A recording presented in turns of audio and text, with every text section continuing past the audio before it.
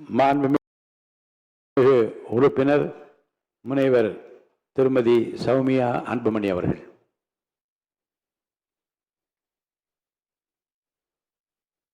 அனைவருக்கும் வணக்கம்.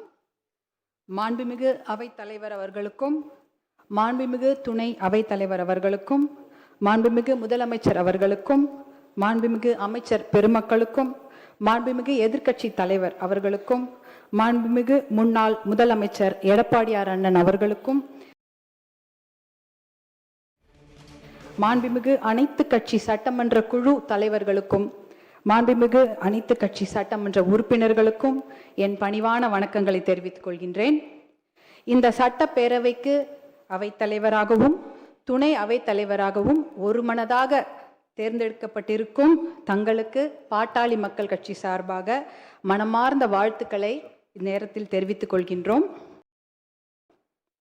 மாண்புமிகு பேரவைத் தலைவராக பொறுப்பேற்றிருக்கும் எங்களுடைய மூத்த சகோதரர், அழுத்த அரசியல்வாதி, சமூக நீதியின் பின்னணியில் வளர்ந்தவர், சமூக நீதிக்காக தொடர்ந்து பாடுபட்டு கொண்டிருக்கும் எங்களுடைய அன்பு சகோதரர் மாண்புமிகு அவைத்தலைவர் திரு ஜே.சி.டி. பிரபாகரன் ஐயா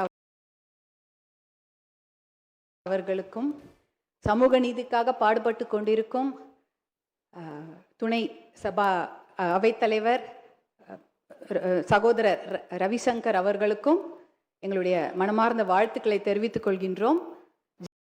ஜனநாயக முறைப்படி இந்த சட்டமன்றம் நன்றாக நடக்கும் என்பதில் எங்களுக்கு எந்த ஐயமும் இல்லை.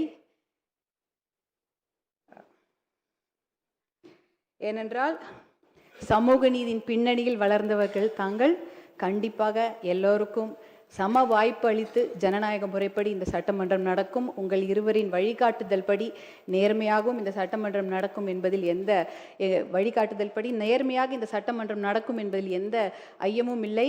இந்த சட்டமன்றத்தில் பணியாற்றுவதற்கு எங்களுக்கு மிகுந்த பெருமையாகவும் அது எங்களுடைய பாக்கியமாகவும் வரமாகவும் நாங்கள் கருதுகின்றோம்.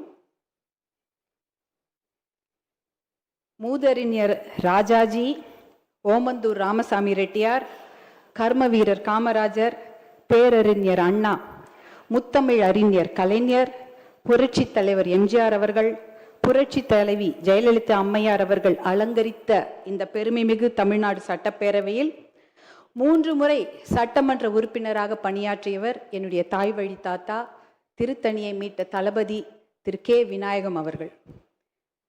திருத்தணி ஆந்திர பிரதேசத்துடன் சென்றபோது அதை போராடி மீட்டு கொடுத்த மொழி போராட்ட தியாகி அவர். அவர் 3 முறை இந்த சட்டமன்றத்தில் சட்டமன்ற உறுப்பினராக பணியாற்றி இருக்கிறார். அவரும் அன்றைய முதல்வர் பேரறிஞர் அண்ணா அவர்களுடனான சட்டமன்ற விவாதங்கள் வரலாற்று சிறப்பு மிக்கவை. ஒருமுறை honourable chief minister, your days or numbered என்று என்னுடைய தாத்தா சிம்மக்குரல் தளபதி கே. விநாயகம் அவர்கள் முழங்கி இருக்கின்றார். அந்த சமயம் அன்றைய முதலமைச்சர் பேரறிஞர் அண்ணா அவர்கள், honourable member, my steps R measured என்று அமைதியாக பதில் அளித்திருக்கின்றார். அப்படிப்பட்ட ஆரோக்கியமான விவாதங்கள் நடைபெற்ற பெருமைமிகு சட்டமன்றம் நம் தமிழ்நாடு சட்டமன்றம். அப்படிப்பட்ட ஆரோக்கியமான விவாதங்கள் இங்கிலாந்து பாராளுமன்றத்தில் தான் நடந்திருக்கின்றன. அப்படிப்பட்ட ஆரோக்கியமான விவாதங்களும் அரசியல் நேர்மையும் நடந்த சட்டமன்றம் இது தமிழ்நாடு சட்டமன்றம். அப்படிப்பட்ட சட்டமன்றத்தில்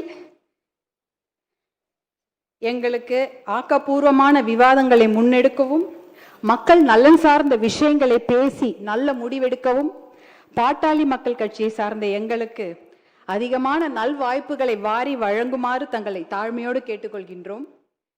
மக்களால் தேர்ந்தெடுக்கப்பட்ட மக்கள் பணியாளர்களான நாங்கள் இந்த மாண்புமிகு அவையில் பேசுவதற்கும் பணியாற்றுவதற்கும் எங்களுக்கு வாய்ப்பளித்த எங்களுடைய பாட்டாளி மக்கள் கட்சி நிறுவனர், சமூக நீதி போராளி மருத்துவர் ஐயா அவர்களுக்கும், பாட்டாளி மக்கள் கட்சியின் தலைவர், முன்னாள் இந்திய சுகாதாரத்துறை அமைச்சர் மருத்துவர் அன்புமணி ராமதாஸ் அவர்களுக்கும் இந்த நேரத்தில் எங்கள் நன்றிகளை உரித்தாக்குகின்றோம்.